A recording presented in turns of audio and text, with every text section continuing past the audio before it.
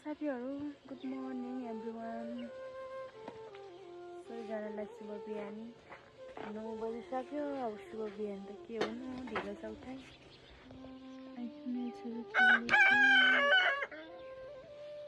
साथीहरू, गाउँघरमा बस्नुको फाइदा चाहिँ यस्तो हुन्छ क्या, नानीहरूलाई अब यस्तो फर्सी खुवाउने हो, इस्कुसहरू खुवाउने, कहिले कहिले फर्सी, कहिले कोदोको रोटी, कहिले ढिँडो के खुवाइरहेको छु क्या। यस्तो गाउँघरमा बस्नुको फाइदा चाहिँ यस्तो हो क्या। यस्तो खुवायो भने डर हुन्छ अरे भन्नुहुन्छ पहिलाको मान्छेहरूले। हाम्रो भाडा पनि बाँच्दैछ। छोरो खैन, म खाइदिन्छु खाना हतार छ छोरोलाई। गाउँघरमा बस्नु फाइदा चाहिँ यस्तो छ साथीहरू। हजुरहरूको पनि बेबीलाई खुवाउनु होला है। कस्तो मिठो गरेर खाइदिन्छु नि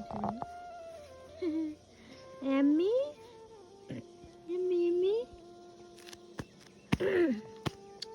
यस्तो खोकिलाएर कति मैले खाइदिन्छु, जे पनि खाइदिन्छु कि। ए छोरो, गाउँघरमा बस्नुको फाइदा चाहिँ यस्तो हो साथीहरू। हजुरहरू पनि बेबीहरूलाई खुवाउनु होला।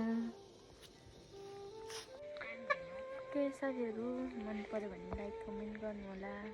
By by, have a good day. By छोरो, बाई।